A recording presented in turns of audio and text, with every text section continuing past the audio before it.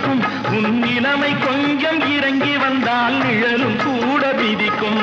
மதியாதார் தலைவாசல் விதிக்காதே என்று மானமுள்ள மனிதனுக்கு அவ்வை சொன்னது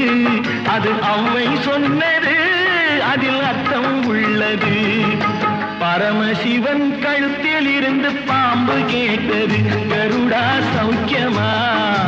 யாரும் இருக்கும் இடத்தில் இருந்து கொண்டார்